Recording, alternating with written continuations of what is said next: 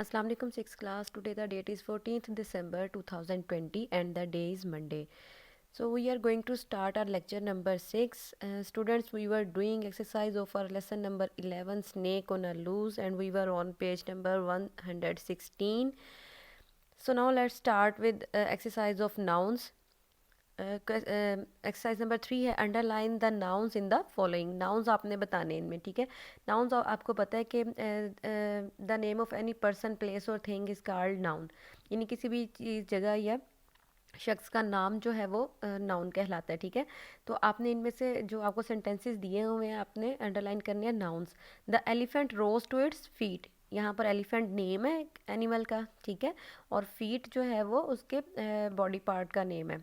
तो ये एलिफेंट और फीट इन दोनों को आप अंडरलाइन करेंगे। उसके बाद बी वाला सेंटेंस है the rose on the bush was large. अब रोज़ यहाँ पे यानी गुलाब ये नाम है, ठीक है, प्लांट का, और बुश झाड़ी ये भी नेम है। तो रोज़ और बुश दोनों नाउन है इसमें, इनको आप अंडरलाइन करेंगे। फिर है the rose bush grew in the back garden. अब देखें गुलाब की झाड़ी, तो झाड़ी यहाँ पर जो है वो नाउन है और यहाँ पे गार्डन बाग यानी नाउन है। इसी तरह डी में the water was taken from the tank, पानी टैंक से लिया गया था। अब यहाँ पर पानी भी नेम है किसी चीज़ का और टैंक भी नेम है, तो वाटर और टैंक को हम अंडरलाइन करेंगे। इसी तरह ई में देखें it is the gardener who has to water the plants, ये माली था जिसे पौधों को पानी देना था, ठीक है। तो गार्डनर यहाँ पे माली यानी नाम है ये भी, और प्लांट्स यानी पौधे ये भी नाम है। अब यहाँ पे वाटर देखें, टू वाटर ये वर्ब का काम करे ना कि वाटर यानी टू वाटर पानी देना, तो ये अब यहाँ पे नाउन में नहीं आएगा क्योंकि ये वर्ब का काम कर रहा है। तो यहाँ पे गार्डनर और प्लांट्स जो है वो नाउन है। फिर एफ वाली सेंटेंस देखें the water tank is near the wall, यानी पानी वाला टैंक दीवार के नज़दीक। अब यहाँ पर टैंक नेम है चीज़ का और वॉल यानी दीवार का नेम है वॉल, ठीक है। तो टैंक और वॉल को आप अंडरलाइन करेंगे। तो यहाँ पे आपकी टेक्स्ट बुक्स की जो एक्सरसाइज है वो कंप्लीट हो गई। अब हम वर्क बुक से इसकी एक्सरसाइजेस करते हैं। जी स्टूडेंट्स, प्रेपोजिशन के अबाउट ये आपकी एक्सरसाइज है पेज नंबर 104 पर, आपकी जो वर्क बुक है उसमें, ठीक है। Snakes on the loose lesson हम लोग पढ़ रहे हैं। तो प्रेपोजिशन अभी हम लोगों ने इसको ग्रामर एंड कंपोजिशन में भी पढ़ा था, और जब हम टेक्स्ट बुक की एक्सरसाइज कर रहे थे तो उसमें भी हमने इसकी डेफिनेशन पढ़ी थी कि प्रेपोजिशन क्या है। प्रेपोजिशन जो है वो ऐसे वर्ड्स हैं जो सेंटेंस में दूसरे वर्ड्स को आपस में जोड़ते हैं, नाउन को किसी दूसरे वर्ड्स के साथ या फिर किसी दूसरे सेंटेंस के साथ जोड़ते हैं, ठीक है। तो अब यहाँ पे वो कह रहे हैं complete the following sentences by filling in the blanks with the correct preposition chosen from the brackets. Brackets में उन्होंने आपको कुछ प्रेपोजिशन दी हुई हैं, तो जो सूटेबल प्रेपोजिशन है ब्लैंक में आती वो आप लगाएंगे वहाँ पे, ठीक है। अब अकॉर्डिंग ब्लैंक हिम, तो अकॉर्डिंग के साथ हमेशा टू प्रेपोजिशन जो है ना वो लगती है टू की, ठीक है। तो यहाँ से टू जो है वो हम यहाँ पे प्लेस करेंगे according to him the bus will arrive on time. उसके बाद बी वाला the headmaster was not in favour of declaring a holiday. अब यहाँ से इन और ऑफ वाली जो प्रेपोजिशन है वो हम यहाँ पर प्लेस करेंगे। The headmaster was not in favour, head master favour में नहीं था, ऑफ डिक्लेयरिंग अ हॉलीडे एक छुट्टी देने के बारे में, ठीक है। उसके बाद है विद रिगार्ड्स, रिगार्ड्स के साथ टू लगता है, ठीक है। With regards to his health, उसकी हेल्थ के हवाले से ही इज़ फिट, वो fit and ready to take part, और हिस्सा लेने के लिए तैयार है। D she saved the cat from the fire, उसने बिल्ली को आग से बचाया। Without regard for her safety, without regard for her safety अपनी हिफाजत की परवाह किए बगैर। फिर ई है he is by far the best athlete in the school. अब यहाँ पे बाय लगा, ही इज़ बाय फार, ठीक है, बाय फार अभी तक, ही is by far the best athlete, वो अभी तक बेहतरीन एथलीट है इन द स्कूल, स्कूल में। शी लॉक्ड द डोर, उसने दरवाजे को लॉक कर लिया, बाय मिस्टेक गलती से।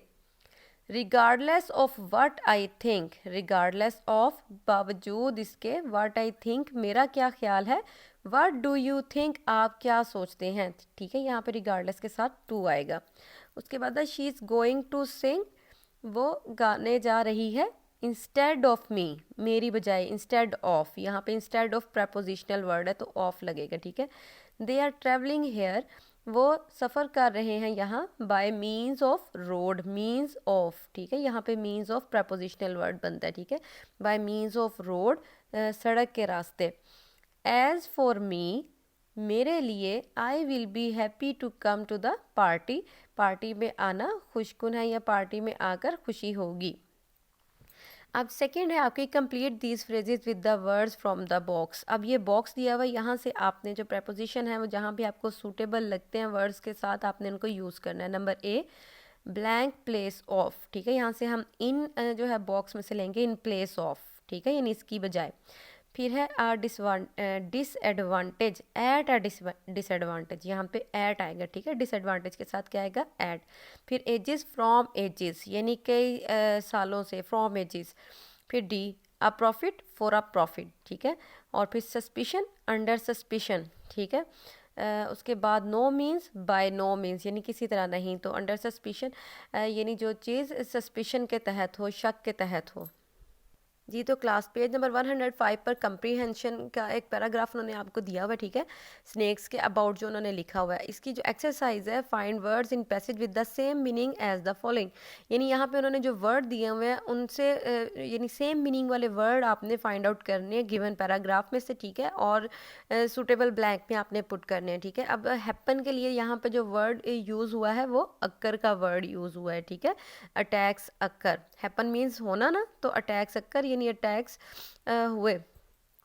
उसके बाद है पुट ऑफ और पोस्टपोन्ड, पुट ऑफ और पोस्टपोन्ड यानी देर होना, तो डिलेड भी यही है, ठीक है, डिलेड का वर्ड यहाँ पर यूज़ हुआ है आपके पैराग्राफ में। उसके बाद है पॉइजनस, ठीक है, पॉइजनस के लिए यहाँ पे आपके पैराग्राफ में विनोमस यानी जहरीले का जो वर्ड है वो यूज़ हुआ है। ग्रेट पेन यानी शदीद दर्द के लिए जो पैराग्राफ है वहाँ पे आपका वर्ड जो है वो एगनी यूज़ हुआ है, ठीक है।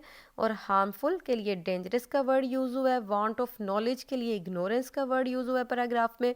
ऑफ दिस काइंड के लिए ऑफ सच का वर्ड यूज़ हुआ है। टेरिबल के लिए ड्रेडफुल का वर्ड सेम मीनिंग वाला वर्ड यूज़ हुआ है। और एवरी ईयर यानी हर साल के लिए एनुअली का वर्ड यूज़ हुआ है। ऑफन के लिए फ्रीक्वेंटली का वर्ड यूज़ हुआ है, ठीक है। तो ये सारे वर्ड आपको इस पैराग्राफ में से ढूंढ के अंडरलाइन करने हैं।